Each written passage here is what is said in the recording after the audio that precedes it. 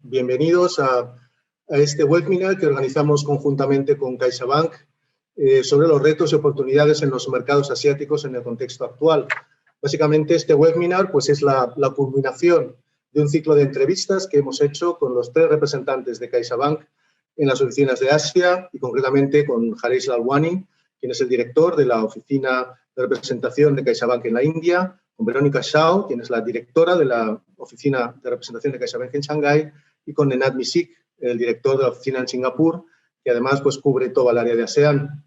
Básicamente, el objetivo de este ciclo y de estas entrevistas ha sido doble.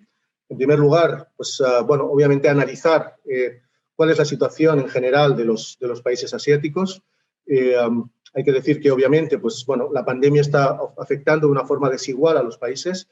Probablemente pues, el más afectado haya sido India. Pero, bueno, yo simplemente para poner las cosas en contexto, pues deciros que en Asia en general, pues en todo el continente asiático, en estos momentos, hasta la fecha, pues han habido unos 13.500.000 casos, ¿no? En Europa han habido unos 10 millones y el número de defunciones en Asia ha sido de unos 240.000, mientras en Europa ha sido de 268.000. Por lo tanto, las cifras no son muy diferentes, pero sí que tenemos que tener en cuenta un detalle fundamental, y es que en Europa vive el 7% de la población mundial y en Asia vive el 60%. Por lo tanto, pues en ese contexto podemos decir que Asia está básicamente pues, conteniendo la pandemia bastante mejor, ¿no? de lo que está haciendo Europa en general. No han habido tantos cierres, las economías en general, quizá como digo, con la excepción de India, pues están siguiendo más o menos adelante. Y si vemos un poco las perspectivas macroeconómicas, pues veremos que incluso, yo creo que Verónica nos lo podrá explicar posteriormente, pues países como China tienen incluso, como digo, pues unas perspectivas de crecimiento positivo este año, ¿no? Lo cual, dadas las circunstancias, pues creo que es realmente pues bueno, pues un dato tremendamente positivo.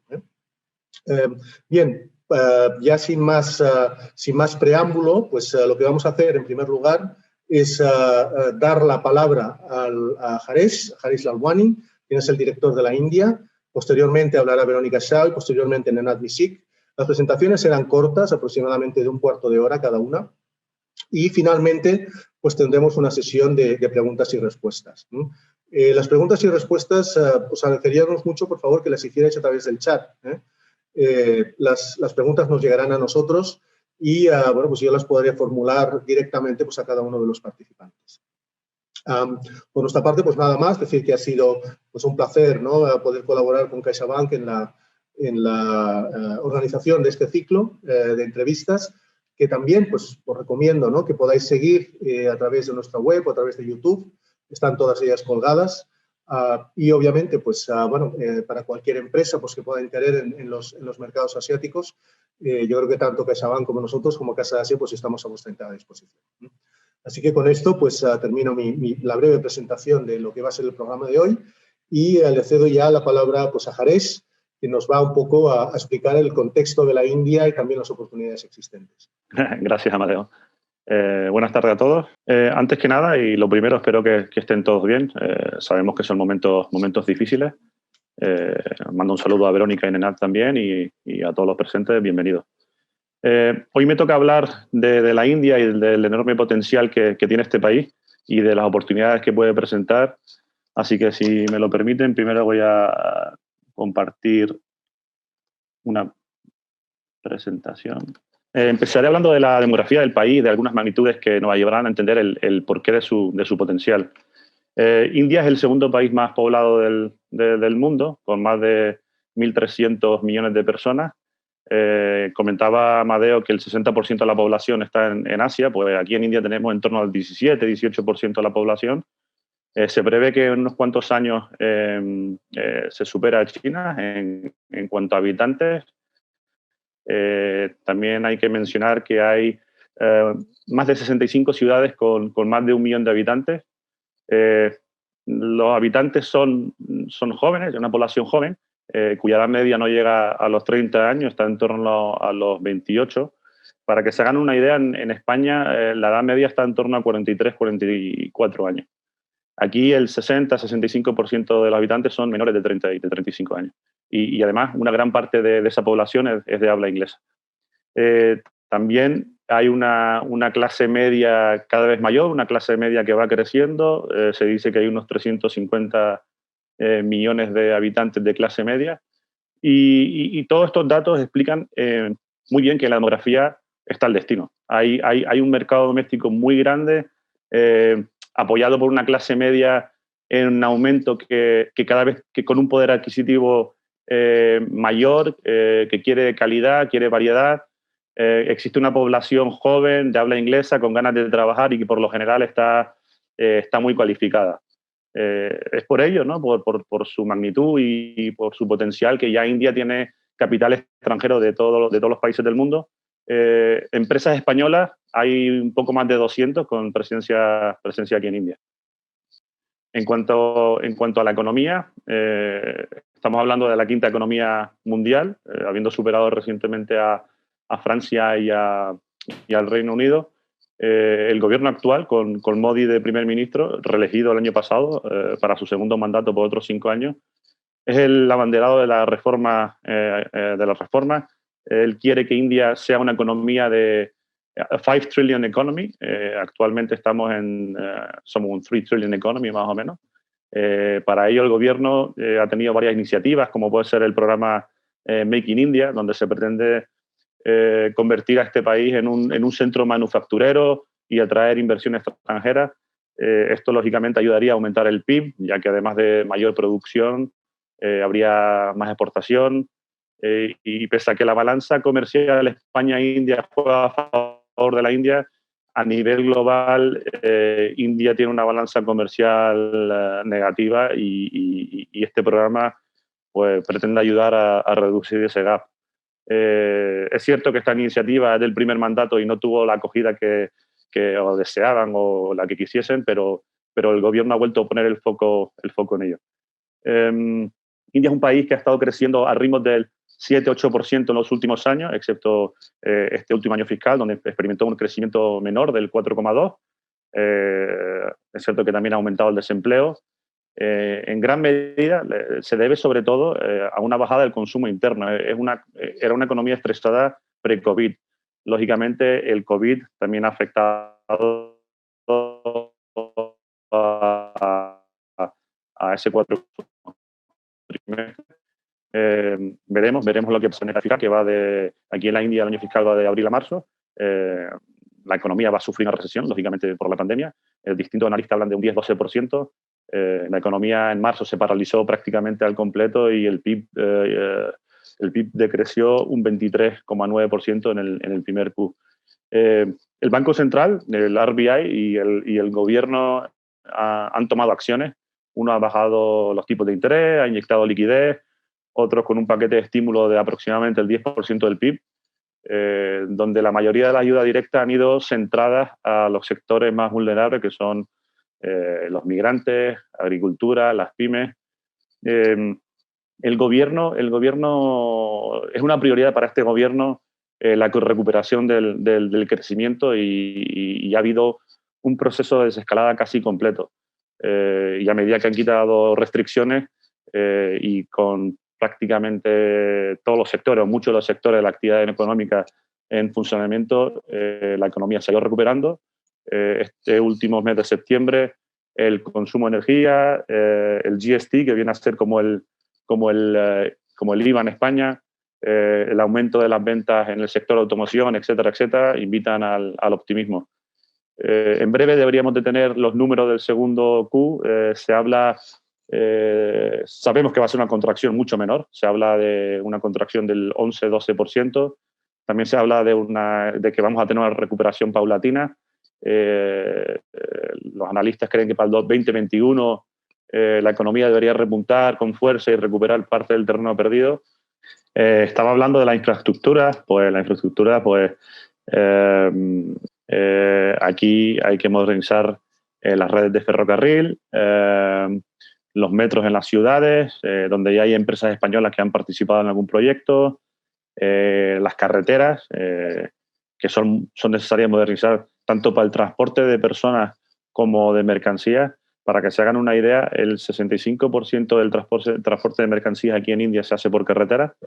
También se está modernizando los aeropuertos, que actualmente tienen una capacidad limitada y son poco eficientes.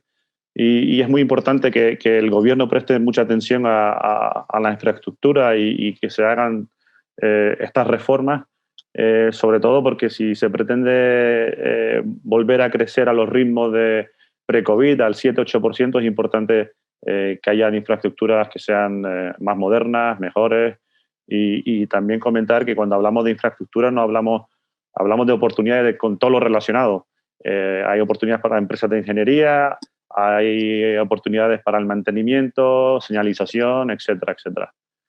Al igual que comentaba Nena, energías renovables, un sector donde el gobierno de Modi ha puesto el foco, queriendo aumentar considerablemente la capacidad para los próximos años. India es un país muy dependiente del carbón y quiere ir transformándolo en algo menos agresivo para el medio ambiente, ya que, como muchos sabrán, India es probablemente el país más contaminado del mundo. Si yo miro por la ventana ahora mismo, estamos a un PM2,5 de 400-500, y cuando en España se ponen en 50, 60, 70, pues suenan las alertas, y aquí 50, 60 es una maravilla. Entonces, energía renovable. También hay empresas españolas ya aquí. En cuanto a tecnología, permítanme decir que en cuanto a tecnología, antes voy a hablar de un sector ganador con la situación actual, que es la agricultura, apoyado en buenos monzones y también apoyado sobre todo en la mano de obra que volvió de las grandes ciudades a sus pueblos con el confinamiento. Comentaba yo antes que el PIB decreció un 24% el primer Q, pues la agricultura creció más de un 3%. ¿Pero qué ha hecho este exceso de mano de obra en las zonas rurales? Pues ha supuesto una falta de mano de obra en las zonas urbanas, donde sectores industriales como automoción o construcción o textil, etcétera, se han visto con falta de mano de obra. Esto al final ha creado nuevas necesidades. India siempre ha sido muy intensivo en mano de obra, y ahora toca pensar en maquinaria, en tecnología, en automatización, y aquí hay un gran nicho para las empresas españolas que son de gran calidad. El sector agroalimentario, al igual que los compañeros también, India es uno de los mayores productores de frutas, verduras, leche, carne de vacuno, de búfalo, pero prácticamente nada se procesa. El procesado de alimentos, que siempre ha sido una gran oportunidad en el país, lo es más ahora con el COVID. Creemos que es un buen momento para entrar en el mercado. Las personas tienen mayor conciencia por la higiene, por lo saludable. La falta de infraestructura adecuada también, tanto de cadena de frío o de procesado, también hace que mucho se eche a perder, y el gobierno también ha puesto un especial énfasis en este sector y en su modernización. Aquí aprovechamos también y comentamos alimentos y bebidas. Existe un gran nicho para productos importados de calidad, con el aumento de la clase media, de la capacidad adquisitiva. España ya está exportando aceite de oliva. Si no me equivoco, el 75% más o menos del aceite de oliva que hay aquí proviene de España. Está exportando aceitunas, en torno al 50% también viene de España. También se puede pensar en productos gourmet, en vinos, en productos cárnicos y un largo etcétera. Otro de los sectores, como pone ahí, automoción. Sobre todo cuando hablamos de automoción hablamos de sus componentes. Hay ya varias empresas españolas implantadas en el país, la mayoría con socios locales en Pune. India es la cuarta potencia mundial en este sector, y es importante recalcar que la percepción de lo español, que al final lo relacionan con lo europeo, es muy buena, y el gobierno está impulsando la inversión extranjera en este sector, y es uno de los sectores incluidos en el plan de Make in India. Sectores como el farmacéutico, también comentaba la compañera Verónica, que ya eran importantes en India. También hay empresas españolas ya aquí en ese sector, implantadas aquí. Lo es más ahora, es más importante ahora con la situación que vivimos. India es conocido de sobra por fabricar genéricos a precios bajos y lo suministran a una gran parte del mundo. Y aunque no lo ponga ahí, una cosa que ha comentado Nenad, el e-commerce, pues aquí también ha ganado en importancia, ha ido creciendo año a año, hay empresas mundialmente conocidas como Amazon que funcionan muy bien, pese a las dificultades o las deficiencias de la infraestructura, pero con el COVID lo que ha pasado es que incluso los pequeños comercios, todos venden online. Nosotros, por ejemplo, compramos nuestras frutas y verduras online a lo que equipararíamos quizás a una pequeña frutería de pueblo en España. Es importante, en cuanto al e-commerce, tener en cuenta que hablaba también de que hay una población joven, todo el mundo tiene un móvil. India es el segundo país con más usuarios de Internet a nivel global. Y bueno, lo dicho, la atracción o la principal atracción de este país es el amplio abanico, el amplio número de sectores que son interesantes y generan oportunidades para las empresas españolas. Lógicamente habrá que ir viendo los efectos de la pandemia, no solo en India, sino a nivel global. Y comentaba al principio, Amadeo, que India era uno de los países más afectados tanto económicamente y como por la pandemia en Asia, es cierto, pero las perspectivas de crecimiento son buenas a medio plazo y creo que es un buen momento de entrar e ir conociendo el país y ir asentándose aquí.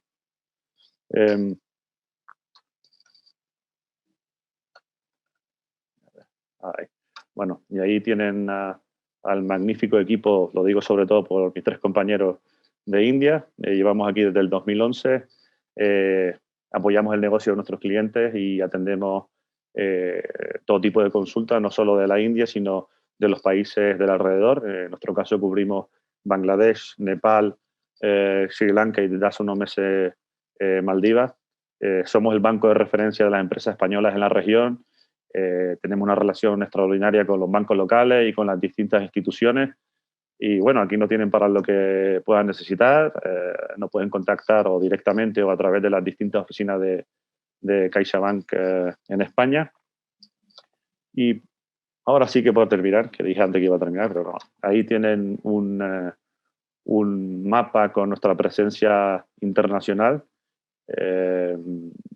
CaixaBank contribuye al final a la internacionalización de las empresas españolas en todos los continentes y estamos aquí para apoyarles, ofreciéndoles una cobertura casi global. Y comentar un poco la importancia de Asia, del crecimiento que ha tenido y que seguirá teniendo. Estamos seguros de que el presente y el futuro está aquí y las empresas deben seriamente plantearse hacer negocios en la zona. Muchas gracias. Muchísimas gracias, Ares. Si te parece bien, Verónica, pues podías empezar tú la presentación, creo, ¿no? Vamos a empezar. China es un país de escala enorme, que con más de 1.400 millones de habitantes, que China tiene la mayor población en el mundo. 64% de su población es de entre 16 y 59 años de edad. El coste de mano de obra relativamente bajo. Es la segunda economía mundial cuyo PIB representa el 19% de PIB global. En el primer trimestre del año, debido a la pandemia, el PIB del país se contrajo un 6,8%.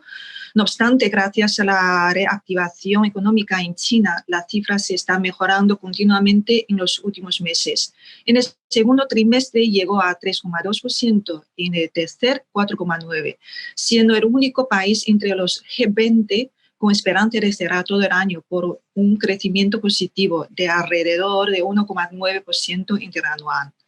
El PIB per cápita del país está mejorando continuamente en los últimos años. En 2019, por primera vez, superó a $10.000. Según un estudio por el Instituto Económico de la Academia China de Ciencia Social, dicha cifra podrá llegar a $24.000 en 2033 y $41.000 en 2050. Más de 400 millones de personas tienen renta media y la clase media sigue creciendo rápidamente y tiene previsto superar a 500 millones en poco tiempo. Su número de internautas, que aquí también tenemos que mencionar, es muy importante para China, es que superó ya 900 millones, más que la totalidad de los de Estados Unidos y de la Unión Europea. Y más del 90% de ellos operan a través de móviles. China representa más de 40% de la totalidad global de la venta al menor a través de e-commerce. El potencial de mercado atrae inversiones extranjeras y la transparencia de onboarding está mejorándose progresivamente. La nueva ley de inversión extranjera entró en vigor el 1 de enero de 2020 para las nuevas inversiones y con un periodo transitorio de 5 años a contar de dicha fecha para las inversiones ya existentes. Los principales avances de la nueva ley, a modo de resumen, se traducen principalmente en uno. Se otorga un mismo tratamiento igualitario tanto a empresas nacionales como a empresas extranjeras. 2. Se prohíbe la transferencia de tecnología forzada. Y 3. Se protege de forma mucho más efectiva que hasta ahora la propiedad intelectual extranjera. Para inversores extranjeros, un par de listas son muy importantes. Aquí el listado es que la lista negativa, que se refiere a Special Administrative Measures, the Negative List for Foreign Investment Access, y la otra es que the Catalog of Encouraged Industries for Foreign Investments, que considera como la lista positiva. Empresas extranjeras que invierten en industrias incentivadas podrán aprovechar exenciones arancelarias, precios preferenciales de la tierra o reducción de impuestos sobre la renta de la sociedad. Sin embargo, las industrias que aparecen en la lista negativa son restringidas o prohibidas para inversores extranjeros. En los últimos años, los ítems contemplados en la lista negativa se reducen año tras año, mientras que la lista positiva se amplía. Entre 2019 y 2020, la lista negativa nacional se ha reducido de 40 a 33, mientras que en la otra lista negativa para inversiones en las zonas de libre comercio, el número de industrias prohibidas se reduce de 37 a 30. En cuanto a la lista positiva, se está pidiendo comentario público ahora sobre la versión 2020 con 56 ítems nuevos a agregar. Con todo esto, en el informe Doing Business 2020 del Banco Mundial, China ya ocupa el puesto 31 entre las 190 economías del mundo, mejorando desde el 78 en 2018. Está en el mercado players de todo el mundo y solo en 2019 se establecieron 41.000 empresas nuevas de capital extranjero. Competencia es cada día más y por la escala económica en China, generalmente las empresas pymes se encuentran cierta dificultad. La diferencia geográfica, cultural y el desarrollo equilibrado, el cambio frecuente de las regulaciones lo hacen aún más complejo para empresas extranjeras. Y por otro lado, ahora es que también entendemos que China tiene su puerta más abierta porque sus empresas son cada día más poderosas. Si miramos la lista de Global Fortune 500, la versión 2020, el número de empresas de China continental, incluyendo Hong Kong, llegó a 124, superando por primera vez en la historia a Estados Unidos, que tiene 121. Con la incorporación de empresas taiwanesas, que China ahora mismo en la lista tiene 133 empresas. Bueno, ¿qué más se habla de China? Es que vamos a la siguiente página. Primero, es que quiero decir, es la circulación dual, que es un concepto que se presentó por primera vez en mayo y por el Buró Central de China lo enfatizó posteriormente en junio y julio y ha sido hoy día una palabra más indicada en todas las prensas. Se refiere, según la autoridad china, a un nuevo modelo de desarrollo en el que la circulación doméstica es el pilar y las circulaciones domésticas e internacionales se refuerzan mutuamente. Bueno, esta es una respuesta rápida, pasiva a la imprevisibilidad de los mercados globales. De hecho, dicha estrategia también sigue el objetivo de China de reequilibrar su economía desde hace mucho tiempo para que en Made in China no solo se oriente al mercado extranjero, sino que estimule el consumo interno también. Se espera oportunidades en áreas como servicios de salud y provisión de pensiones para que los ciudadanos se sientan más protegidos y libres de preocupación familiar, así como la reestructuración de cadena de suministro y más inversiones en I+D, con el fin de reducir los riesgos vinculados a la dependencia de las importaciones y conseguir un equilibrio entre la apertura y la autosuficiencia. La circulación dual en ningún modo significa un circuito interno cerrado y según discurso del presidente chino en la inauguración de la tercera exposición de importación que está celebrándose en Shanghái estos días, se estima que en la próxima década el volumen total de importaciones chinas de mercancías sobrepasará los 22 billones de dólares. Bueno, la siguiente página que hablamos de la nueva infraestructura, que en el fondo es que la nueva infraestructura también es infraestructura y las obras de infraestructura siempre han sido uno de los motores esenciales para el desarrollo económico.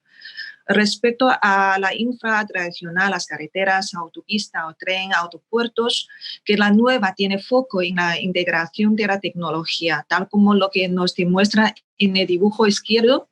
La red de comunicación de 5G funciona como un cerebro y vincula a diferentes industrias. En el abril pasado, en la Comisión Nacional de Desarrollo y Reforma de China, dejó claro por primera vez que el alcance de la nueva infra, que incluye principalmente tres aspectos: la infra de información, infra convergente y infra innovadora. Y según otra interpretación por CCTV, que es la estación televisiva del gobierno, que la nueva infraestructura incluye 7 áreas claves: redes 5G, Internet industrial, transporte interurbano y sistema ferroviario, centro de datos, inteligencia artificial, transmisión de energía de voltaje ultra alto y estaciones de carga de vehículos de nueva energía. Aquí hay un espacio para la participación extranjera en este programa, que la respuesta es afirmativa, ya que empresas extranjeras, por su posición líder en muchos campos industriales y tecnologías, son socios imprescindibles, que componentes esenciales de 5G, grabadoras para los circuitos integrados, equipos de computación en la nube o robots o vehículos de nueva energía, inteligencia artificial o dispositivos inteligentes portátiles, los vehículos aéreos no tripulados. Bueno, entre muchos otros, están en la lista de industrias incentivadas para inversión directa en China. Bueno, ¿qué más novedades en China? Que la zona de libre comercio y Hainan. Que pasamos a la siguiente página, entonces que, a partir de la primera zona piloto de libre comercio en China, establecida en Shanghái en el año 2013, China ahora mismo tiene 21 zonas de libre comercio, pero se distribuyen principalmente en provincias costeras. Entre ellas, la provincia de Hainan es la más llamativa, ya que el 1 de junio de 2020 el país implementó un plan maestro que establece una serie de políticas especiales y un movimiento más audaz para convertir a Hainan en un puerto libre comercio de alto nivel. Hainan es la segunda isla más grande de China, con unos 9,4 millones de habitantes a finales de 2009. Hainan FTP permitirá libres flujos transfronterizos de bienes y servicios, de inversiones de capital, de personas, de datos. Está preparando su propia lista negativa, que tiene previsto publicarse a finales del año, lo cual brindará acceso más amplio al mercado para las industrias específicas, tal como la telecomunicación, el turismo, la educación. Bueno, entre las 60 políticas favorables, destacamos unas que podrían ser interesantes para la mayoría de las empresas extranjeras. Primero es que los paquetes de tax de los impuestos dicen que impuestos sobre la renta individual es 15% máximo para los talentos elegibles. Impuesto para la renta de las sociedades es 15% máximo para las empresas de industria incentivadas. Los equipos importados para el uso propio de las empresas en Hainan, las materias primas y auxiliares importadas para la producción en Hainan y los bienes importados que consumen los residentes locales están exentos de aranceles, IVA e impuesto de consumo. Otro es que como productos de origen de Hainan, incluyendo a los proyectos intermediarios importados cuyo valor agregado excede el 30% después del procesamiento, igualmente están exentos de aranceles aduaneros al entrar en el resto de China. En cuanto a persona que se implementa es que una política aún más conveniente y ágil de entrada sin visa, y en este año se ha aumentado cuota anual para las compras tax-free en Hainan.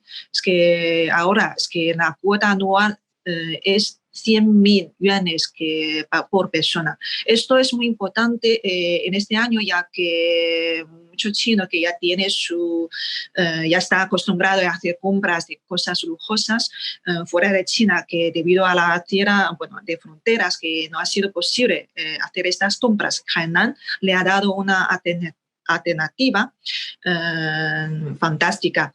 Entonces, es que Hainan históricamente es que el turismo es su industria clave, que ahora mismo también quiere hacer que industria más consumo o industria médico es que quiere desarrollar. Igualmente quiere desarrollar sus servicios financieros, las ferias, exposiciones y debido a los recursos cerca al mar, entonces el petróleo, gas también es su focus. Bueno, en China, ¿qué son las oportunidades para empresas extranjeras? Que aquí no voy a mencionar lo de sourcing, porque de verdad es que China es que la fábrica del mundo, entonces, y además ahora ya hemos recuperado las actividades económicas, entonces China podemos facilitar o enviar cualquier bienes al mundo. Que aquí es que ya hemos explicado, es que infraestructura, que tanto las tradicionales como las nuevas, o dentro de China o fuera de China, yo creo que hay muchas oportunidades para empresas extranjeras. No solamente de venta, no solamente de inversión, que las empresas españolas también pueden tener oportunidad en participar en proyectos de infras, donde empresas chinas necesitan para sus proyectos fuera de China. Empresas chinas que necesitan alianzas con empresas internacionales con mayor experiencia en el mercado internacional. Y en este sentido, creo que España cuenta con empresas líderes en el sector de nivel mundial. Y la tecnología, sin duda, entonces, aparte de las oportunidades de inversión, hablamos anteriormente que existe también muchas oportunidades de comercio exterior. China compra semiconductores para satisfacer más de 85% de la demanda del mercado interno, y otros productos más solicitados en su lista de compras son fotograbadora o motor de avión, herramientas CNC de alta gama, sensores o rodamiento de alta gama, manipuladores de alta precisión, etc. Y recursos naturales, en este sector China compró al mundo un montón, ¿no? Es que minerales de hierro, petróleo crudos o carbones, gas natural. La demanda de la mercancía se mantiene debido al lanzamiento año tras año los numerosos proyectos de infra y la imposibilidad de autosuficiencia, porque se espera que se fomentaría el desarrollo de las energías renovables en ese país para realmente diversificar proveedores extranjeros y profundizar las relaciones internacionales, especialmente bajo la iniciativa de Belt and Road. Agros, generalmente los productos importados tienen reputación de buena calidad entre consumidores chinos. La exportación agroalimentaria española aumentó más de 95% entre 2018 y 2019. Carne, porcina, vino, aceite de oliva representa más del 76% de toda la exportación agroalimentaria. Y la carne porcina es como una estrella. En el año pasado aumentó más de 200% interanual. Frutas, lácteos también vemos que hay un mercado potencial. Bienes de consumo, bueno, las cerámicas, piedras, cosméticas, bueno, el diseño de España, entonces que también tiene su fama en China.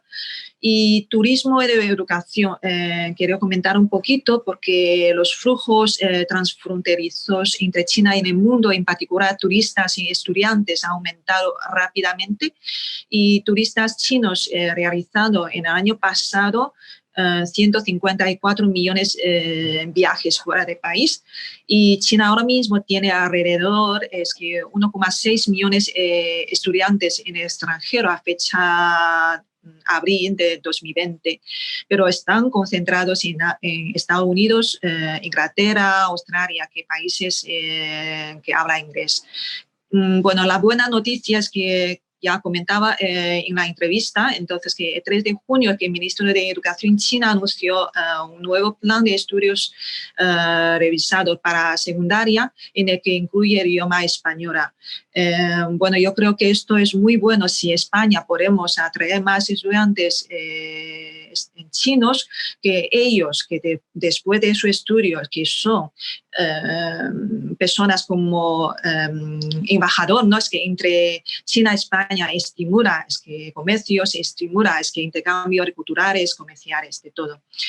Bueno, como la población, entonces, que gran población, la atención de mayores, entonces también tiene su potencial. Y también he visto este año salud, bienestar, tal como las farmacéuticas o las materias sanitarias, también tiene mucho negocio por detrás.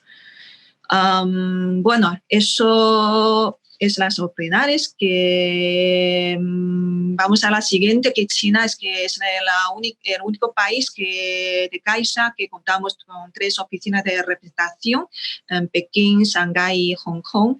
Aquí ya veis que somos equipos muy equilibrados, que cada oficina tiene empleados locales y empleados de Caixa en España. Entonces, que estamos dispuestos a atender cualquier consulta de los clientes que trabajan con Caixa. Pues nada, es que muchas gracias. Muchísimas gracias, Verónica. Si os parece, lo que vamos a hacer es continuar con Nenad Misik. Perfecto. Antes de nada, muchísimas gracias por la invitación. Mi nombre es Nenad Misik y para los que no me conozcan, soy el director de la oficina de representación de CaixaBank en Singapur. CaixaBank en Singapur llevamos desde el año 2012 dando apoyo a las actividades de nuestros clientes en la región, ya sea ayuda con los productos de comercio exterior o proyectos de implementación. Si vemos los slides, bueno, este primero es, por supuesto, la imagen de Singapur, la zona financiera de Singapur, pero si pasamos al primer slide, hemos incluido algunos datos, algunos indicadores económicos, ¿no? El primer dato es el tamaño de Singapur. Como sabemos, Singapur es una ciudad-estado de 5,7 millones de habitantes. Se trata de una isla, geográficamente es una isla densamente poblada. El dato importante de 2019 es el dato del PIB, 507.000 millones de Singapur dólares. Este dato es muy importante, especialmente si tenemos cuenta que este año y a raíz de la crisis provocada por el COVID-19 se han destinado más de 100.000 millones de dólares en paquetes de ayudas a empresas y particulares. Por lo tanto, estamos hablando de casi el 20% de PIB. Incluimos también el dato del PIB, el crecimiento del PIB durante de los últimos 10 años, con el dato del 2019. Hay que destacar que la economía de Singapur creció un 7,9% en el tercer trimestre. Si os acordáis, en la entrevista hablamos de una contracción de un 13,2% en el segundo trimestre, coincidiendo plenamente con el circuit breaker. Algo que ha provocado esa bajada tan importante, ¿no? El dato de 7,9% en el tercer trimestre es un dato positivo porque sobre todo se recupera, ¿no?, un poco la senda de crecimiento.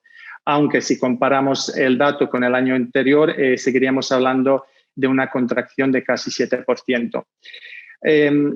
Tal y como comentábamos también en la entrevista, el dato actualizado para el PIB con este nuevo dato que ha salido del tercer trimestre para el 2020 se mantiene en un rango entre el -5 y el -7%. En la presentación, como podéis ver, hemos incluido algunos titulares. Yo creo que la mayoría ya los conocéis. Cuando hablamos de Singapur, hablamos del centro financiero más importante del mundo. Estamos hablando de un centro logístico de primer nivel. Ya en la entrevista comentamos de la importancia del aeropuerto de Changi, o estamos hablando de la importancia del puerto, que es el segundo puerto más grande del mundo, ¿no? En el Doing Business, Singapur ha salido como otra vez mantiene el segundo puesto como el país donde es más fácil hacer negocio y sigue siendo una de las economías más competitivas del mundo. Importante destacar, y lo incluimos aquí, el Acuerdo de Libre Comercio y Protección de Inversiones que entró en vigor en noviembre del año pasado. Con ese acuerdo se eliminan algunos aranceles que quedaban sobre los productos de la Unión Europea, pero no únicamente se eliminan los aranceles, también lo que se hace es se reconocen los certificados de seguridad europeos, etiquetado, denominación de origen y bueno, un largo etcétera, ¿no? Y es uno de los datos importantísimos. Si pasamos a la siguiente página, estamos hablando de ASEAN. Aquí los datos ya cambian y uno de los datos más importantes, bueno, todos son importantes, pero uno de los datos que más destaca es el número de población. Estamos hablando de casi 656 millones de personas. Por lo tanto, estamos hablando de entre 8,5 o 9% de la población mundial. Hemos incluido el crecimiento también del PIB de los últimos 10 años. Es un dato importante por lo que podemos ver de que este sostenido crecimiento del PIB también ha hecho, de alguna forma, se ha reflejado en un incremento de la clase media y el consumo, que desde luego es una gran oportunidad. Comentamos también, además, volvemos a repetir, porque Singapur es también parte de ASEAN, pero además del Tratado de Libre Comercio con Singapur, en agosto de este año entró en vigor también el Tratado de Libre Comercio con Vietnam. Si queréis, pasamos al siguiente slide. Muchas gracias. Como comentábamos también durante la entrevista, muchas de las empresas eligen Singapur como uno de los, no solamente por las posibilidades que ofrece la ciudad-estado, sino como una puerta de acceso, una puerta, como decíamos, de embarque, ¿no?, al sudeste asiático, ¿no? Aquí, antes de hablar de las oportunidades, queríamos comentar que algunos aspectos a tener en cuenta. Muchas veces la regulación, la normativa y también las oportunidades varían en distintos países de ASEAN. Por lo tanto, asesoramiento previo es importante. Aquí, por supuesto, nosotros podemos ayudar. También es posible contactar con las oficinas comerciales o las cámaras de comercios si las hubiera, ¿no? Tener presencia local también es importante. El trato personal es primordial. Comentamos también un poco del respeto a la cultura empresarial local, el tema de los horarios, la forma de presentación. Y sobre todo también es importante tener un compromiso a largo plazo. Estamos hablando de una de las zonas, podemos decir, más competitivas y dinámicas del mundo. Por lo tanto, los resultados efectivamente pueden tardar en llegar, ¿no? Otro de los puntos importantes de Singapur es, por supuesto, su cercanía geográfica a los países miembros de ASEAN. Singapur geográficamente está localizado entre las dos grandes economías que son Malasia y Indonesia. Y, por supuesto, volvemos a insistir en el Tratado de Libre Comercio tanto con Singapur como con Vietnam. Cuando hablamos de las oportunidades que presenta Singapur, podemos decir, bueno, y también a los países de ASEAN, podemos decir que una de las grandes apuestas de los países de ASEAN es duplicar la inversión en infraestructuras en los próximos años. Algunos de estos proyectos se han demorado o algunos se han aplazado por la situación actual de COVID-19, pero compromiso de los países es fuerte y la mayoría de los proyectos seguirán adelante. Cuando hablamos de esos proyectos de infraestructuras, estamos hablando de grandes proyectos de transportes, estamos hablando de carreteras, puentes, ferrocarriles, transportes urbanos, mejora de puertos, aeropuertos y también muy importante y sobre todo en la zona de ASEAN, todo el tema de gestión del agua y residuos. Si hablamos de Singapur, actualmente hay 3 grandes proyectos. Uno de los primeros grandes proyectos es el Land Transport Network. Básicamente es mejorar y extender, ¿no?, la red ferroviaria, mejorar algunas líneas de metro existentes o mejorar también y extender las líneas de tren ligero. También se está construyendo un corredor del norte al sur del país. Uno de los grandes proyectos de lo que se ha ido hablando durante estos últimos años ha sido el proyecto del tren de alta velocidad, entre Kuala Lumpur y Singapur, que permitiría unir las dos ciudades en menos de 90 minutos. Este proyecto por ahora está aplazado hasta finales de este año.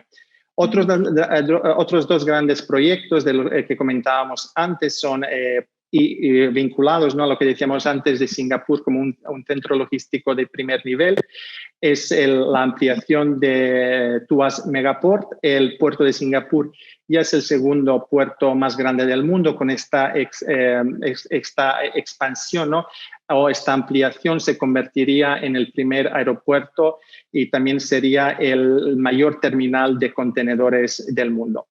El proyecto de Changi, el Terminal 5, por ahora se está replanteando por la situación actual, pero el proyecto de Changi East, además de la terminal, incluye una zona industrial alrededor. Otro tema, cuando hablamos de las oportunidades, es energías renovables. Es cada vez evidente la necesidad de una transición energética, un compromiso en aumentar la generación de energía con renovables, no solamente en Singapur, sino también en todo el sudeste asiático. En este aspecto, en Singapur, por su peculiaridad geográfica, hay una apuesta fuerte por la energía solar y hay un plan de que para el 2030 haya 350.000 domicilios o familias con acceso a este tipo de energía. Por último, y como comentaba mi compañera Verónica un poco, no podemos hablar de Singapur si no hablamos de tecnología. Cuando hablamos de Singapur, tecnología es lo primero que nos viene a la mente, incluso viendo las imágenes que hemos visto del principio de esta presentación. Cuando hablamos de tecnología, como comentaba Verónica, también es un concepto muy amplio y que aplica en mayoría o en muchos de los sectores, ¿no? Estamos hablando de smart cities, estamos hablando de las industrias 4.0, estamos hablando de los vehículos autónomos, estamos hablando de mejora de redes. Otra oportunidad y sobre todo a raíz de la crisis actual con COVID-19 es también el tema de e-commerce. En la parte derecha del slide podemos ver sectores más tradicionales en los que la empresa española ya está presente. Estamos hablando de agroalimentario y alimentario. Hay que tener en cuenta que el 90% de los alimentos que consumimos en Singapur son importados. Este porcentaje se eleva al 100% en caso de, por ejemplo, las carnes rojas. Un tema importante es que el año pasado se firmó un protocolo, sobre todo de importación de carnes, que desde luego entre España y Singapur, que desde luego facilitará la labor a nuestros exportadores, ¿no? Hemos incluido también algunos de los sectores más tradicionales y que hay un histórico de relación, como puede ser maquinaria y equipamiento, químicos y industria farmacéutica, ¿no? Otra vez insistir en la entrada del vigor del Tratado de Libre Comercio, de los que sobre todo se podrán beneficiar los exportadores en este sector. Pasaría al último slide. En este último slide presentamos nuestro equipo. Somos 3 personas y os invitamos, en caso de cualquier duda, aclaración, consulta, no dudéis ni un segundo en contactarnos. Muchas gracias. Pues muchísimas gracias, Nenad. Ahora quizá lo que podríamos hacer es bueno, pues empezar una ronda de preguntas, ¿no? No sé si hay alguna pregunta por parte del público. Como decía, las podéis enviar directamente al chat. Pero yo, Jares, te preguntaría, empezando por ti, por ejemplo, pues un poco, como sé que hay muchas empresas que están interesadas en exportar en la India, realmente, ¿cuáles son los medios de pago actualmente que más se utilizan, que más están utilizando las empresas españolas? Bueno, la empresa española y prácticamente todas las empresas, pues se utiliza las cartas de crédito mucho en la zona. Cuando te estoy hablando, te hablo no solo de la India, sino de la zona. Pero bueno, se utilizan las cartas de crédito, tanto a la vista como diferidas, remesas, transferencias. Importante mencionar también que aquí se utiliza, pese a que se utiliza el euro como moneda, predomina el dólar americano. Y después podría seguir hablando de las posibilidades que hay de financiación, tanto para el proveedor o para el cliente, pero prefiero no entrar en eso porque podríamos estar aquí hablando durante mucho tiempo. Si a alguien le interesa, nos puede contactar directamente porque pues tenemos productos que se llaman Cash Advance o tenemos el UPAS. El UPAS es una cosa donde podemos financiar al cliente, es decir, para las exportaciones de España a los distintos países, en este caso a India, pues podemos financiar al cliente indio. O el Cash Advance sería pues adelantar el pago a un proveedor de un cliente, de un importador en España. Pero mejor, como digo, ahí podríamos seguir hablando mucho tiempo. Creo que queda poquito tiempo, así que si a alguien le interesa, les invito a que nos contacten directamente. Muy bien. Verónica, a mí me gustaría preguntarte un poco, yo creo que estamos viviendo, ¿no?, pues un boom del e-commerce en China, Estamos viendo realmente, al menos en España, en Casa Asia, pues estamos organizando cursos, etcétera, ¿no?, de empresas pues, que quieren vender a través de Tmall, de JD, de las diferentes plataformas. ¿Tú crees realmente que las empresas españolas están aprovechando todo el potencial? ¿Es difícil, ¿no?, entrar en todo lo que es la venta a través de e-commerce en China? Es un poco lo que no sé qué impresión tienes al respecto. Bueno, yo creo que ahora mismo es que cada día más empresas españolas que prestan más atención a este vía de comercio, de e-commerce. Entonces, hemos visto que de diferentes sectores, que de industria es imposible, es que todo de consumo o de agroalimentario, eso sí que hay muchas ventas. Y ahora es que no solamente es que es la e-commerce, que hay diferentes modelos. Es que uno es que como tradicionalmente es que tú buscas un importador o un distribuidor que vende tu producto en la plataforma. Hay otro tipo de e-commerce, por ejemplo, a través de una cuenta en WeChat, porque WeChat que se utiliza mucho en China, entonces a través de una cuenta en WeChat hacia una venta es que a través de WeChat, o es que por ejemplo también es que hoy de moda es de como el live streaming. Entonces, que también hay muchas personas de estrella que está haciendo su negocio a través de live streaming. La sensación es que cada día más empresas que ya saben hacer vender es que a través de esta forma, y yo veo es que hay mucho futuro adelante, porque aquí en China es que por un lado es que e-commerce que ya tiene diferentes plataformas y por otro lado el servicio vinculado es que por ejemplo el courier, que la gente que hace su compra online y luego es que la experiencia de recibir logístico es que el servicio logístico es fantástico. Entonces que esto es que más consumidores quieren hacer la compra online. Entonces, eso estimula a otro lado, es que más proveedores que tienen que hacer sus ventas a través de online. Esto, no sé si te explico. Sí, me ha quedado bastante claro. Tenemos una pregunta por parte de Rubén Martínez, que nos habla un poco de la estructura de duties y tax en customs. No sé si está bien formulada la pregunta. Duties, tax, en customs, en aduanas. En customs, ¿vale? Sí. ¿Y qué? Bueno, sí. Pues más o menos cómo funciona, ¿no? Estructura de duties y tax. Duties tax es como en todos los países, entonces que según los códigos de HS, entonces que claro, es que la aduana es que clasifica un código especial y según cada código HS que hay un impuesto, no es que un tipo de aranceles vinculado.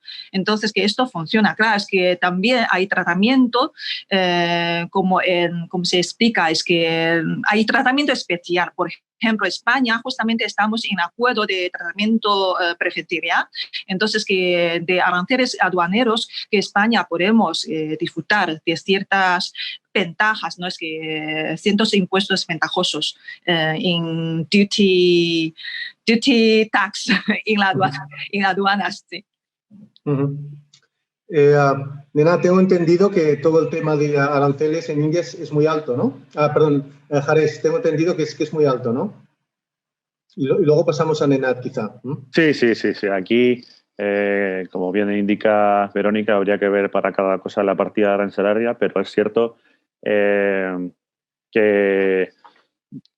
el país es bastante proteccionista en ese sentido. Sobre todo, hay aranceles altos cuando existe algún producto similar en el país, ¿no? Para que se haga una idea, por ejemplo, el vino tiene un arancel del 150%. Eso no tiene nada que ver que haya producto en el país, pero es cierto que hay ciertas cosas que cuando quieren importar la maquinaria, por ejemplo, hablábamos de procesado de alimentos, de maquinaria, pues para ese tipo de cosas a veces incluso el arancel puede llegar a ser cero, o hay incluso subvenciones y ayudas. Pero sí es cierto, no solo que son altas, sino que también varían, que son muy cambiantes y es quizá uno de los problemas, ¿no? Que de la noche a la mañana te puede cambiar el arancel, pero no tenemos la suerte de que sean como la Verónica, que hay cosas que pueden ir gratis a la China. Aquí no, aquí los aranceles son altos, ¿no? Son altos.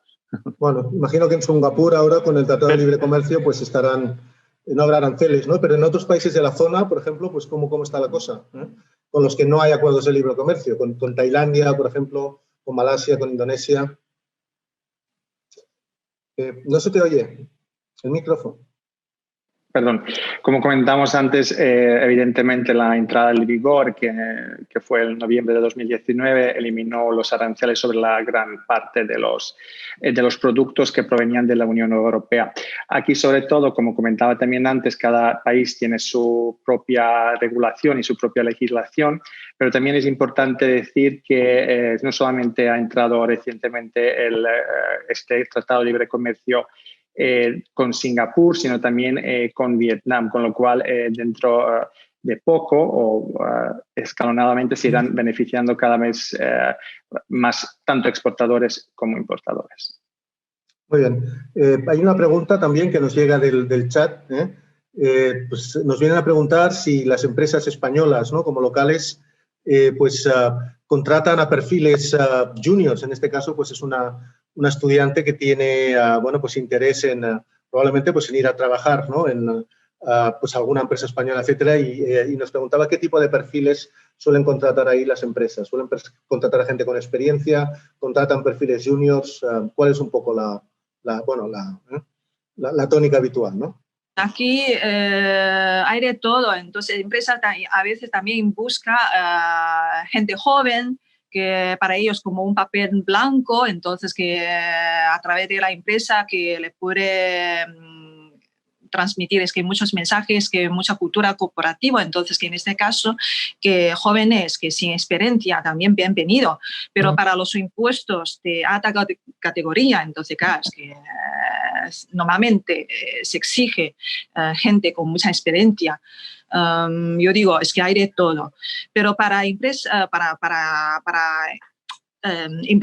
extranjeros, yo digo, en el mercado normalmente es que el requisito es que un poquito más alto que a los chinos, porque claro, es que el coste extra, porque contratar un expat significa la empresa tiene que ayudar a solicitar un permiso de trabajo y luego permiso de residencia, entonces generalmente es que para poder llevar estos trámites hay un coste adicional, entonces que pide más a los extranjeros. Bueno, hay un comentario quizá para ti, Nenad, diciendo que uno de los asistentes pues tiene muchas esperanzas, ¿no?, en el acuerdo de libre comercio con Vietnam. ¿Cómo lo ves tú? ¿Crees que realmente puede ser una palanca, ¿no?, que ayude pues al comercio bilateral? Yo creo que sobre todo que haya entrado él es importante, sobre todo teniendo en cuenta la situación actual de crisis. Hay que tener en cuenta que Vietnam es una de las economías que se ha mantenido, que ha tenido durante este año a pesar de la situación con COVID y su cercanía con China. Ha mantenido un crecimiento, con lo cual yo creo que es una noticia realmente, como decía, muy positiva y beneficiará tanto a los exportadores como importadores, ¿no? Vietnam va a ser uno de los pocos países que se espera que cierren este año con el dato positivo de crecimiento. Bueno, tenemos también aquí, una pregunta que nos dice exactamente, dice, se nos ha quedado parada una operación de alimentos preparados en China, como paellas, patatas bravas, etcétera. ¿Y cuándo se va a poder reactivar otra vez este tipo de operaciones, ¿no? Nos están diciendo en marzo, etcétera, es en relación al COVID. No sé si el COVID ha paralizado algún tipo de operaciones, como digo, de exportación de alimentos o bien sigue todo con normalidad, imagino, ¿no? ¿Qué es la pregunta? Yo digo, en general no afecta, ¿vale? Entonces, porque aquí ya todo ya ha vuelto a la normalidad, y entonces que la gente compra y la gente es que tenemos que consumir. Entonces, en general no afecta, es que sigue, es que aquí recibimos, España exporta muchas cosas a España. Pero hay una cosa, es que estoy pensando, porque igualmente, últimamente hay mucha discusión sobre el virus que detectados por encima de las mercancías, especialmente en la cadena de frío. Entonces, que los de congelados, entonces que se detecta algún virus vivo por encima. Entonces, esto causa cierta incertidumbre entre los consumidores chinos. A lo mejor por este motivo, entonces, unos importadores dicen que, bueno, es que como yo no lo controlo, entonces que a lo mejor no importo. Pero en general es que yo digo, no afecta coronavirus en China ya está bien controlado y no afecta a la exportación española en China. Bueno, tenemos aquí una última pregunta para Nenad, que no sé si nos podrá contestar. Es sobre el Free Trade Agreement con Singapur. Pregunta, pues, si existe una exención, ¿no? Arancelaria, pues, a nivel general, o es solo para algún tipo de productos. Nos pregunta si nos puede dar algún detalle más. Todos los productos provenientes de la Unión Europea. Lo que pasa es que también la Unión Europea también aplicará estas, ¿cómo podemos decir? Irá aplicándolas paulatinamente. Entonces, yo creo que es lo mejor si realmente nos lo consulte realmente el producto y podemos darle un feedback más acorde. Pero en principio se aplicará a todos los productos provenientes de la Unión Europea y la Unión Europea hará lo mismo en un periodo ahora no sé exactamente el plazo.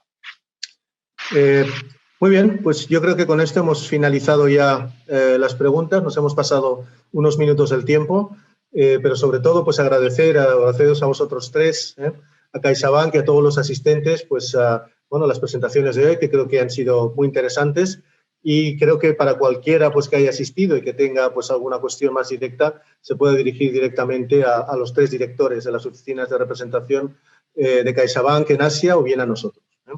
Muy bien, pues muchas gracias a todos y hasta la próxima, espero.